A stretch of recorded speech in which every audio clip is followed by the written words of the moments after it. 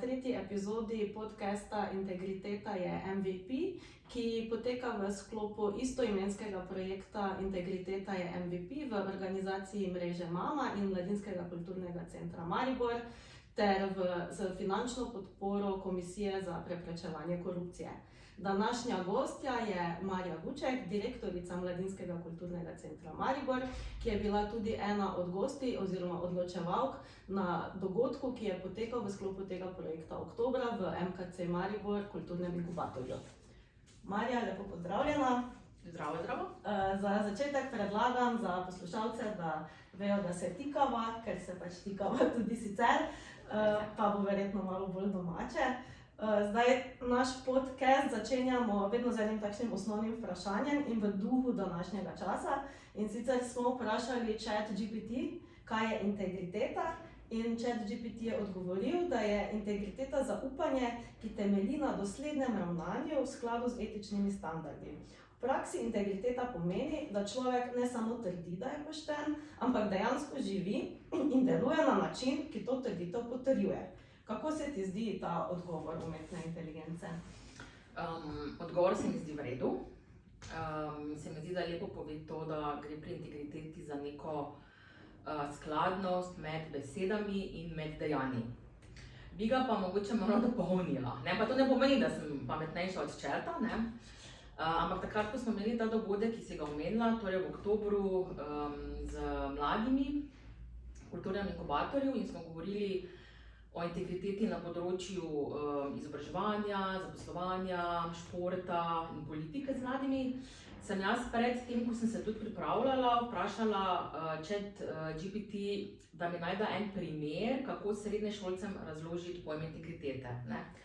In mi je dal en dober primer, ki se mi je zdel super in bi s tem dopolnila to, kar je tebi chat povedal. Torej, da integriteta pomeni, da ti ravnaš pravilno, torej v skladu z nekimi vrednotami, ki jih imaš in pa z nekimi normami, vrednotami v družbi, tudi takrat, ko si sam v sobi.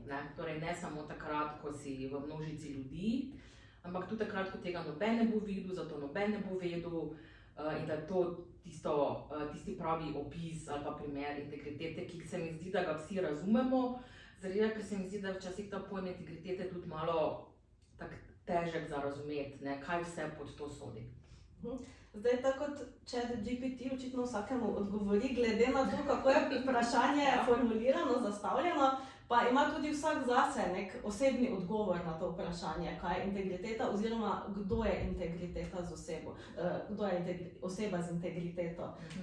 Kdo je zate oseba z integriteto? Ja, jaz bi se tu navezala kar na prejšnjo vprašanje, torej oseba, pri kateri so usklajene to, kar govori in to, kar potem tudi dejansko dela, torej ta usklajenost. Seveda pa vse to, kar sodi v pojme integritete, torej da je oseba poštena, da spoštuje in ravna v skladu z zakoni, da je zaupanja vredna, da se drži dogovorov, rokov, torej to je oseba z integriteto. Se mi pa tudi zdi, da dostikrat ta pojem integritete povezujemo z nekim delovnim okoljem, z delovnimi procesi ali pa o integriteti dostikrat govorimo v povezavi z ljudmi na nekih vodstvenih položajih. Ampak se mi zdi, da integriteta obsega tako poklicno, neko delovno polje, kot tudi naša osebna življenja. Se mi zdi, da je težko človek integriteten samo v delovnem okolju, v osebnem pa ne, ali pa obratno. Se mi zdi, da imam občutek, da o integriteti dosti govorimo predvsem v tem poklicnem polju, ne pa tudi o zasebnem življenju. Se mi pa zdi, da predstavlja ali pa mora predstavljati to neko celoto. Zdaj, če mogoče malo ostanemo na tem poklicnem polju, verjetno pač skupek integritetnih zaposlenih je potem tudi integritetna organizacija oziroma organizacija, ki deluje integritetno. Zdaj na MKC Maribor se lahko pohvalimo z številnimi priznanji, ki potrjujejo, da delamo v skladu z integriteto oziroma da delamo dobro. En mesec mineva od državnega priznanja za delo na področju mladinskega sektorja, smo podpisniki liste raznolikosti, smo LGBTQ+ prijazna organizacija, S temi temi nazivi pa ne pride samo prestiž, ampak tudi neka določena odgovornost.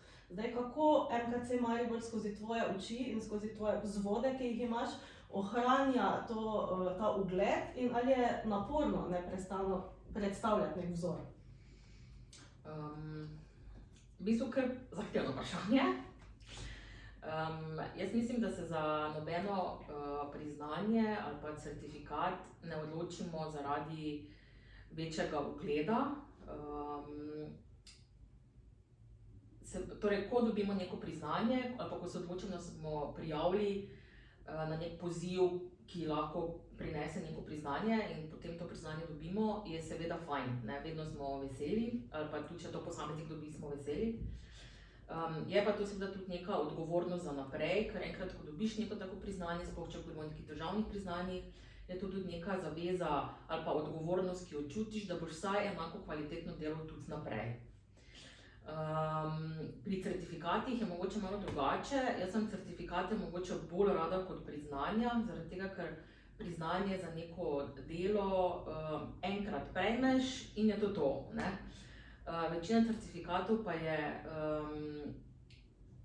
osmišljena na ta način, da moraš ti vsakih nekaj let ta certifikat ponovno pridobiti, če hočeš dokazati, da še vedno izvajaš delo na neki kvalitetni ravni, ne? Zato so mi mogoče certifikati bolj všeč, ker vsake toliko časa moraš ti svoje delo s certifikatom potrditi, ne? In na primer, Hostel Pekarna se je že pred leti odločil, da bo pridobil certifikat, na podlagi katerega smo potem lahko pridobili znak Slovenia Green Accommodation, in to je državno in mednarodno prepoznan znak, ki vsakemu, ki ga vidi, ve, da je to nek nočitven obrat, ki deluje v smeri trajnosti, ne? In certifikat, da mi imamo ta znak, moramo vsakih nekaj let obnoviti, kar pomeni, da moramo konstantno delati v smeri novih ali pa vsaj izpostavljenih nekih trajnostnih ukrepov, ne? Tako da certifikati so z tega vidika meni večje priznanje za dobro delo kot pohvala, ki je seveda vedno super, ne? Ampak tista je enkrat in je to, ne? In so hkrati tudi zaveza. In so hkrati tudi zaveza, dosti večja, ja. Integriteto, ko si omenila, v skladu z nekim delovnim procesom, mi vsako leto, ker smo k temu zavezane vse javne institucije, obravnavamo tudi v okviru načrta integritete, tako da so tudi vsi zaposleni seznanjeni z načrtom integritete, kaj so neka dejanja, ki nas lahko spravijo iz poti, kje so neke šibke točke lahko. In se mi zdi to neka dobra stvar, ki jo ima KPK vzpostavljeno, ne? Sem pa tudi vesela, da smo se lani, to sedaj še malo navezujem naprej, ko sem imela certifikate pa priznanja, čeprav ne gre čisto to kategorijo, no, da smo se lani kot kolektiv odločili, da se bomo vključili v mrežo vključujočih organizacij in smo zdaj res v enem dolgem enoletnem procesu učenja, kaj pomeni to v bistvu biti vključujoča organizacija. Zato, ker dosti časa mislim, da nas je večina komunicirala navzven, da smo kot MKC odprti do vseh, ampak smo pa se že hitro naučili, da je to lahko tudi floskula, ne? Kar gre tudi v skladu z nekimi integritetnimi načeli, ne? Naprimer, nam že kakšna infrastruktura, ki jo imamo, ne omogoča, da smo odprti do vseh, ne? Potem je prav z naše strani, da tudi na tak način komuniciramo, ne? Tako da se mi zdi, da nam bo tudi to doprineslo k temu, da bomo delali še boljše, kot delamo. Mogoče se včasih vseh besed niti ne zavedamo tega širokega pomena, ko rečemo, da smo vključujoči za vse. Ja. Kdo so ti vsi? Ja, res je. To se ravno zaučimo. Ja. Zdaj, vsi ti priznanja, certifikati so bili podeljeni pridobljeni na podlagi nekih vsebin. MKC Maribor stremi k temu, da ponuja kakovostne vsebine, da jih ustvarja z mladimi za mlade. Zdaj, kakšno vlogo pa imajo v bistvu mladi že v samem tem procesu odločanja o tem, katere vsebine in programe bo MKC Maribor ponudil? Jaz mislim, da si res na MKC Maribor skušamo in prizadevamo, da vključujemo mlade v čim več naših struktur. Če pogledam že na primer svet zavoda, ki je najvišje telo v javnem zavodu, tam imajo mladi možnost imeti predstavnika preko predstavnika lokalnega mladinskega sveta. Kolikor se da zaposlujemo mlade, tukaj, če dobimo kakšne sploh evropske projekte, so večinoma vedno zaposleni mladi. Redno zaposleni se pač staramo, ne, pa več nismo v tej starostni kategoriji. Veliko aktivnosti, ki jih izvajamo izključno na predlogih mladih. Izvajamo ankete, v katerih mlade sprašujemo, kaj si želijo. In mlade vključujemo tudi v različne programske odbore, festivalov, v neke interne komisije, tako da se preizkusijo tudi v nekih odločevalskih vlogah. Vesela pa sem, da nam dostikrat prisluhne tudi Mestna občina Maribor in v neka njihova delovna telesa ali pa komisije prav na našo pobudo uvrstijo ali pa povabijo tudi kakšne mlade. Bi pa rekla, da en poseben vidik pa je ravno to, ta naša primarna osnovna naloga, ne samo naša, ampak vseh mladinskih centrov, ki se ukvarjamo z mladinskim delom. Mladinsko delo pa predstavlja nek dolgoročen, načrtovan proces, v katerem mentor mladi osebi nudi neko varno okolje, v katerem pridobiva neka nova znanja, neke nove kompetence. In mladi, ki so del tega procesa, če ostanejo dovolj dolgo v tem mladinskem delu, slej ko prej postanejo tudi odločevalci pri nekem projektu, ne. In se mi zdi, da v tem procesu mladinskega dela imajo mladi tudi veliko moč in predlaganja, katere aktivnosti izvajati, na kakšen način, kako jih predstaviti javnosti in na koncu potem tudi imeti to odločevalsko funkcijo, ne. In se v tem procesu tudi naučiti, v bistvu, kaj je njihova dejanja, kakšne so lahko posledice, mogoče ta dolgoročen pogled. Ja, seveda. Ne, tukaj, jaz dostikrat rečem, da mladinski centri mladim ponujamo varno okolje za delanje zdravih napak, ne, zato ker napake, ki bojo tu naredili, ne bojo imele velike posledice, mogoče manjše, iz katerih se bojo lahko nekaj naučili, ne. In potem, ko bojo zavzeli neke odločevalske funkcije izven mladinskih centrov, in bo dosti lažje, ker bojo imeli že nekaj izkušnje odprej. MKC Maribor je javni zavod, občinski javni zavod. Zdaj, v tem pogledu je lahko mogoče za katere mlade, da se jim zdi, da je nedostopen, da je to neka institucija. In nedavna raziskava Mladine je pokazala, da zaupanje mladih v te institucije, v organe upada oziroma da je vedno manjše. Kje ti vidiš nek vzrok za to in kako je in bo še v prihodnje MKC Maribor naslovil to? Jaz sem vesela, da ko se z mladimi, pa tudi z manj mladimi pogovarjam, redko kdo ve, da je MKC javni zavod, ne? Ker se mi zdi, da dokler se ti ne soočaš z neko vsebino, v kateri spoznaš različne statusne oblike, torej da obstajajo društva, zasebni zavodi, javni zavodi, fundacije, nisi toliko pozoren, kakšna je pravna oblika neke organizacije, ne? In na primer mladim je vseeno, kaj smo mi, ne? Njim je važno, kako se pri nas počutijo, ne? Je pa res, da mislim, da je ta raziskava Mladina, ne, pokazala, da je zaupanje mladih v neke javne institucije upadlo. Samo jaz mislim, da to ne velja samo za mlade, ne. Mislim, da je bila novembra predstavljena raziskava OECD-ja o stopnji zaupanja v javne institucije, ki veljala za celotno populacijo. V tej raziskavi je prvič sodelovala tudi Slovenija, sodelovalo je 30 držav in je bilo to zaupanje do javnih institucij torej v Sloveniji so bili ti rezultati pod povprečjem ostalih 30 držav, ne.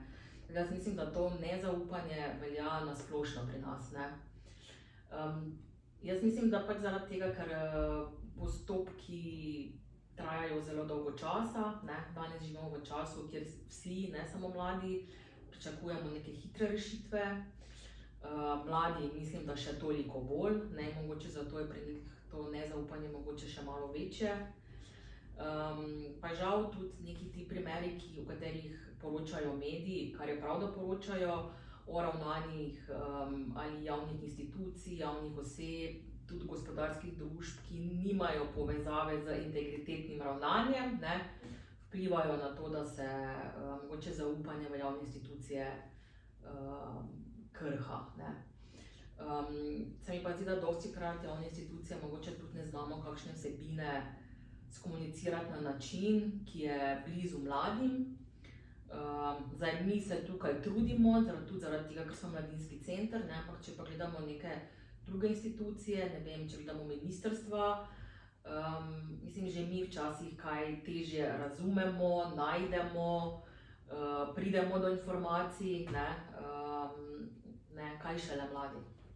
Se pa lahko vrneva na to, kako dobrodošlo je, če so mladi vključeni v procese ustvarjanja vsebin oziroma odločanja že od začetka, ker tudi spoznajo mogoče kakšne te dolgotrajne postopke in jim potem lažje razumejo, zakaj morda njihova predlagana sprememba ni vidna čez en teden, ampak morda šele čez 2-3 leta. Ja. Jaz mislim, da nam tu dostikrat zmanjka, ne. Mi se dostikrat pogovarjamo v mladinskem sektorju, da je bilo narejeno že veliko raziskav, veliko lokalnih programov, ki so prinesli neke predloge mladih.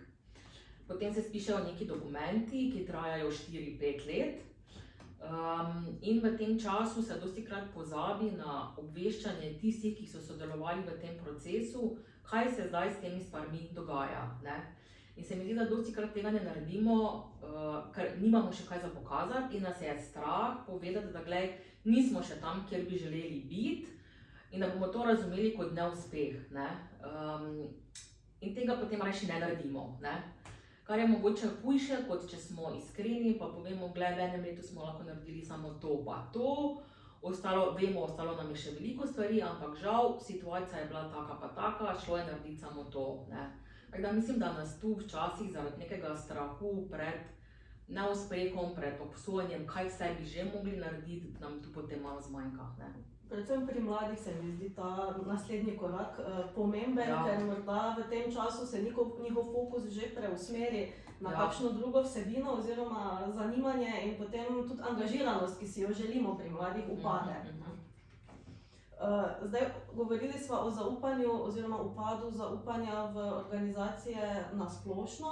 Zdaj, kako pa MKC Maribor naslavlja čisto konkretno kako krepi to zaupanje mladih, da vedno znova v njem prepoznajo oziroma ohranjajo to je organizacija za mlade, tukaj se dobro počutimo, tukaj se imamo fajn. Ja. Na to lahko odgovorim iz dveh koncev, ne. Najprej, ker se omenila organizacija za mlade, bom odgovorila z tega konca. MKC Maribor je lani praznoval kot javni zavod 30 let, ampak če ti vprašaš v Mariboru, koga, ki je star 40+, na kaj pomisli, ko rečeš MKC, bo najprej pomislil na en klubski prostor na Orožnovi ulici, kjer je bil prvotni MKC klub, kjer so se izvajale aktivnosti, ki niso bile primarno namenjene mladim, ampak alternativne kulturne aktivnosti, klubski prostor, je to prva asociacija, ne. In šele leta 2011, ko se je MKC Maribor preselil na sedanjo lokacijo, kjer imamo sedež, torej v kulturni center Pekarna, šele takrat se je v našem odloku spremenilo to, da so naša primarna ciljna skupina mladi in da izvajamo aktivnosti z in za mlade na področju kulture in pa na področju mladinskega sektorja. Tako da mi smo šele zadnjih nekaj let fokus usmerili v mlade, kar pomeni, da, tako kot sem že prej povedala, veliko aktivnosti, ki jih izvajamo, izhajajo iz potreb in želja mladih.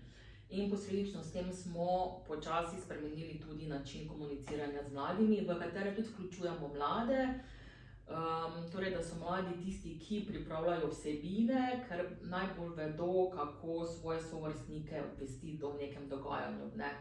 Pa naj bo to samo dogajanje znotraj MKC-ja ali pa tudi dogajanje v ostalih mladinskih centrih skozi znamko Mladi Maribor. To je en ta del, ne. Tako da mi zadnja leta dajemo veliko fokusa na to, da delamo z in skupaj z mladimi, ne. Kako ohranjamo zaupanje, pa je tako, da se mi zdi, da pač delamo pošteno, torej da mladim ne obljubljamo nekaj, pri čemer jim ne moremo pomagati. Na nas se včasih obrnejo tudi mladi, ki bi za izvedbo neke ideje potrebovali veliko finančnih sredstev ali pa naprimer prostor, ki ga mi ne moremo ponuditi, pač tu jim ne moremo pomagati, poskušamo najti neko organizacijo, ki jim pri tem lahko pomaga, narediti kako prijavo na razpis, kjer lahko dobijo sami sredstva, Torej, to je en vidik, torej biti pošteni z njimi, se držati dogovorov, isto pričakovati potem od njih, torej imeti do njih iskren odnos. Zdaj, eno je, da MKC Maribor kot organizacija oziroma zaposleni dajo zgled s tem poštenostjo, z integritetnim ravnanjem, drugo pa so vsebine, ki jih ponujamo za mlade, da se oni morda ukrepijo to svoje zavedanje, da je treba ravnati integritetno. Katere vsebine oziroma načine dela MKC Maribor bi mogoče na tem področju izpostavili? Ja, tako prav za integriteto smo se v bistvu zdaj v okviru tega projekta Integriteta je MVP z mrežo Mamo srečali prvič. In delavnica, ki smo imeli v kulturnem inkubatorju, ki je bila kar dolga, mislim, da 4-5 ur, je meni pokazala, da je to tema, o kateri bi se z mladimi morali več pogovarjati.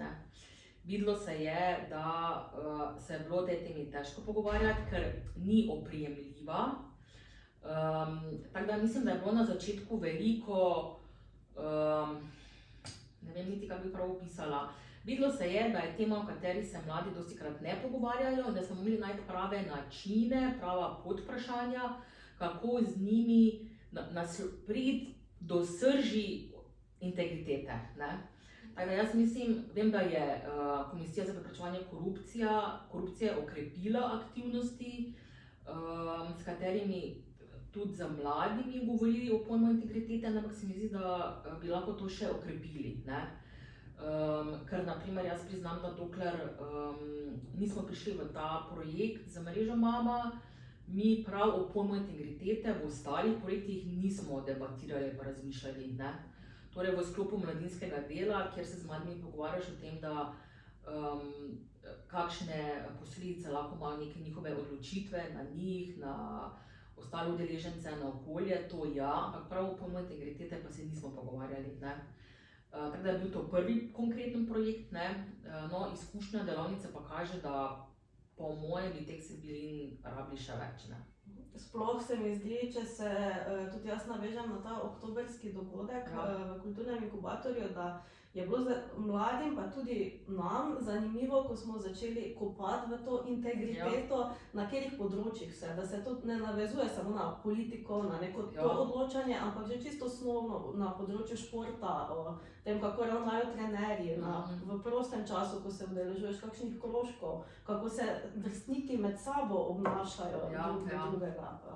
Mislim, da se jim je kar odprlo to neko obzorje glede integritete.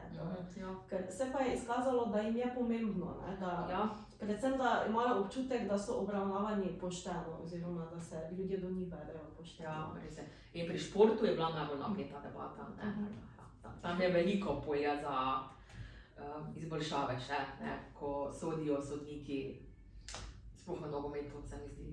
Ja, mislim, da smo naredili dobro delo s tem, ko smo odprli to debato, ker se je tudi skozi dogodek videlo, ko smo delali ankete med mladimi, tisti, ki so bili na vrsti bolj na začetku, so bili še malo negotovi z odgovori o integriteti in kaj je integriteta.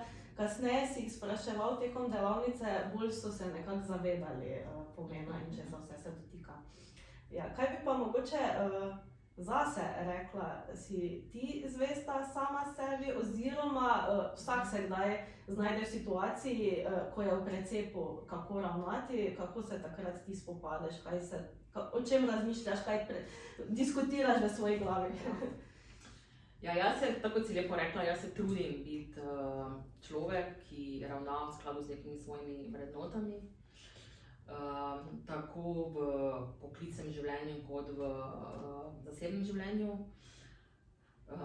Se mi zdi, da jaz za sebe rečem, da bi težko ločevala Marijo kot direktor in Marija v osebnem življenju. Tako da zato, to sem jaz, ne? Tako kot sem v službi, sem tudi doma in obratno. Se pa znajdem seveda kdaj v precepu, kako ravnati, ampak tukaj zdaj ne govorimo o nekih dejanjih, ki so povezana ki so kazensko pregonljiva, ne? Torej zdaj govorim o dejanjih, o katerih za milisekundo pomislimo, ali naj naredim to in s tem ne bomo povzročili škode sebi ali ljudem okoli sebe, ne? Torej vse, kar je kazensko preganjano, seveda je potrebno, ne? Lahko pa delim ravno primer enega tega takega razmišljanja v moji glavi, ki se mi je zgodil pred dnevi, ne? Bila sem na razgovoru pred enim telesom, ki lahko odloča o moji nadaljnji karierni usodi, ne? In tam sem dobila eno vprašanje, na katerega sem se mogla v milisekunde odločiti, ali odgovorim pošteno, po pravici ali ne, ne? Torej, MKC ima sedež v kulturnem centru Pekarna in tu mimo nas teče železnica in na eni strani te železnice je postavljena ograja.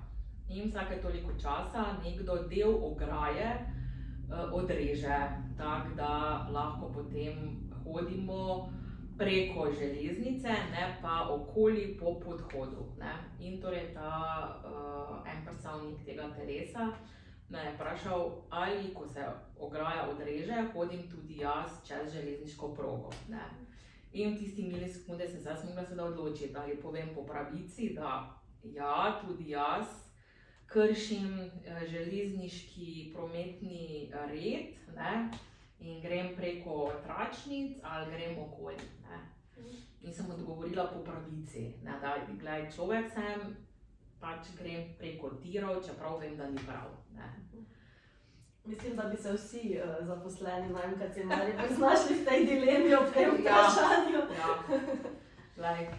Meni se zdelo prav, da odgovorim pošteno, ker pač to počnem, ne? Pri tem me verjetno že videlo 100 ljudi, ne?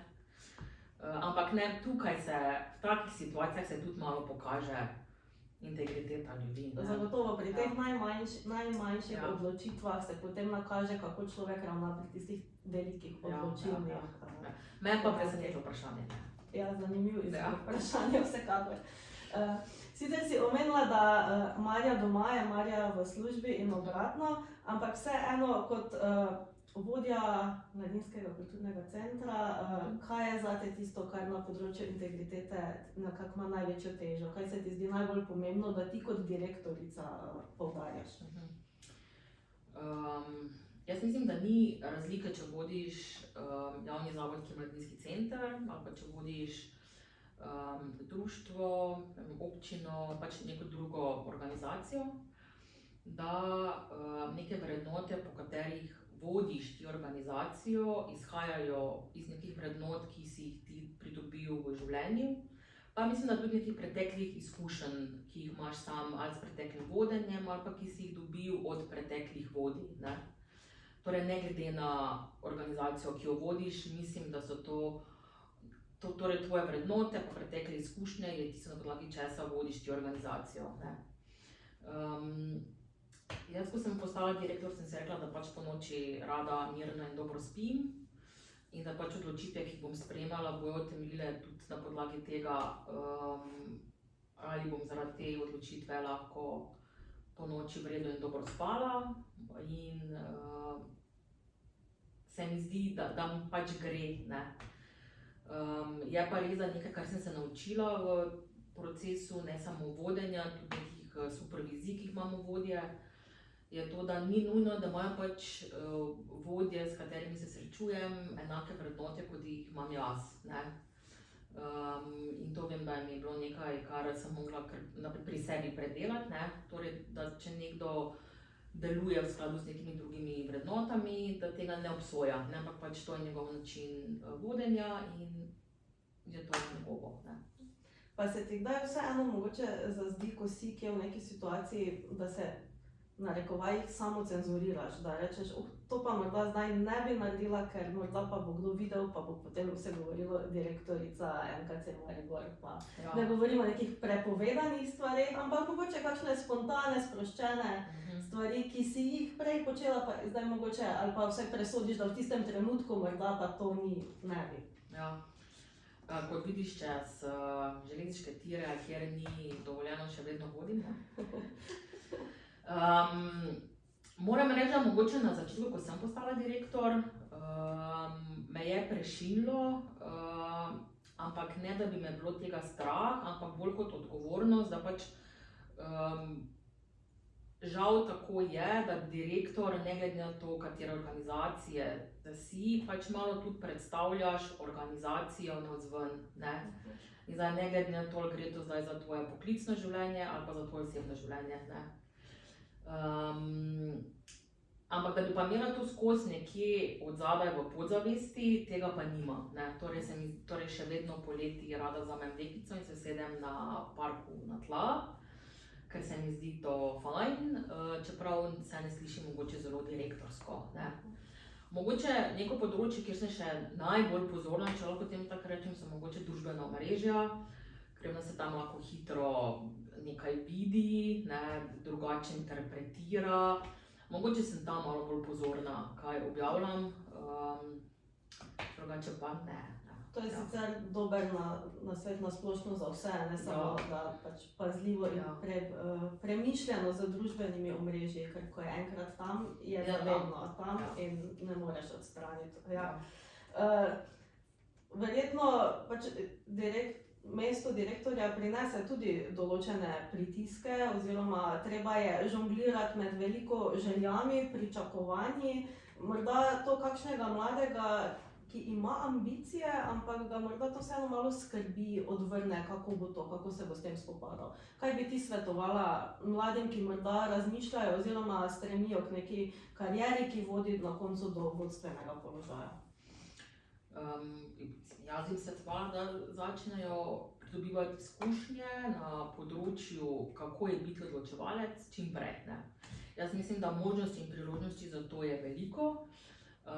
Ne vem, jaz spomnim, da mi v osnovni šoli smo lahko kandidirali za to, da si blagajnik, predsednik šole, torej si že imel možnost se preizkusiti v nekih funkcijah, ki imajo neko odločevalsko funkcijo, ne. Tako da, če začneš ti postopoma, ne, torej če si tudi v neki mladinski organizaciji, kjer postopoma dobivaš moč odločanja znotraj nekega projekta, če se potem odločiš, da boš aktiven, ne vem, v dijaški skupnosti, študentski organizaciji, v neki članski organizaciji, dobivaš ti izkušnje odločanja počasi, ne. Tako da ti je potem, ko se odločiš za neko bolj pomembno ali pa odločevalsko funkcijo, ki ima večji vpliv, ti je lažje, ne, ker se že predhodno srečaš z nekimi situacijami, da ti je potem lažje se odločiti kaj, ali pa tudi kakšnemu pritisku se lažje ubraniti, ne, ali pa pričakovanju, ne. Pritiski družine, prijateljev, tudi sodelavcev, zaposlenih, so včasih lahko neprijetni, ne. Ampak če delaš v neko skupno dobro, v skladu z lastnimi vrednotami, ponavadi takoj veš, kako se boš odločil, ne. Potem moraš samo iz tega srčnega dela še v razum priti, jaz temu rečem, ne. Tako da jaz bi vsekakor svetovala mladim, ne, kot rečeno pa mislim, da je fajn, da začnejo postopoma in da šele potem zavzemajo neke odgovornejše odločevalske funkcije. Da se vključijo v delovanje MKC Maribor, kjer je prostor, kot si rekla, za zdrave napake. Res je. Zdaj pa mogoče za zaključek en čist taki nasvet za mlade, sicer si že zdaj na nek način omenila, ampak tudi na splošno, ne samo v tem kariernem vidiku, ampak na splošno, kako naj bodo zvesti sami sebi, ker vemo, da danes, ne samo danes, no, ampak morda je zdaj to bolj očitno zaradi družbenih omrežij in ker se veliko več posname, kot se je včasih, da so ti pritiski lahko na mlade tudi iz strani vrstnikov, iz nekih pričakovanj družbe. Kako naj znotraj tega ostanejo zvesti sami sebi? Ja. Tudi nam je včasih težko, ne. Mladim mogoče še težje, ja. Ne mogoče, zagotovo je še težje. Torej, če slediš svojim vrednotam, je lažje. Če si obdan z ljudmi, ki te podpirajo, je še malo lažje. Ne? Nikoli ne bodo vsi na tvoji strani in se mi zdi, da prej, ko to veš, ozavestiš, ti je tudi malo lažje. Ne? Biti z ljudmi, torej, ki te podpirajo, se mi zdi ključnega pomena. Ne? In zdaj, če to ni družina, pa tudi če se to zelo grdo ali pa hudo sliši, ne? Je lahko to nekdo v šoli, je to lahko nekdo v mladinskem centru, ne vem, v športni organizaciji. Našel se bo nekdo, ki te bo podpiral in bo verjel, ne vem, ali tvojim sanjam, željam ali pa bo imel podobne vrednote kot ti. Ne? In potem, če ste že dva skupaj, je vse malo lažje. Ne? Tako da nek ta podporna socialna mreža, nekdo, ki verjame, zaupa tebe, potem je vse malo lažje. Delaj dobro in obdaj se z ljudmi, ki Da. delajo dobro. Da. Mislim, da je to odličen nasvet za zaključek oziroma za ta prehod na ta malo manj formalni del našega podcasta. Začne se vsak podcast Integriteta MVP se začne enako in tudi konča se enako z 5 kratkimi vprašanji. Jaz jih bom kar prebrala, ti pa odgovoriš na njih. Pes ali mačka? Pes. Sladoled, čokolada ali vanilija? Čokolada? Morje ali sneg? Morje, vedno. Moja najljubša barva je? Mavrična. In še eno tako klasično, glede na to, da smo v Mariboru, Maribor ali Ljubljana? Torej, jaz zelo nimam rada tega, se mi zdi včasih umetno ustvarjenega rivalstva med Mariborom in Ljubljano. Tako da bom rekla Maribor in Ljubljana v tem vrstnem redu. Tak. Ok, odlično. Marja, najlepša hvala, da si bila gostja našega podcasta Integriteta MVP. Hvala tudi vsem gledalcem, poslušalcem, ki nas poslušate, ki nas spremljate. Vabljeni, da nam sledite na družbenih omrežjih MKC Maribor, na spletni strani MKC Maribor in da se vidimo tudi v živo. Nasvidenje. Dio!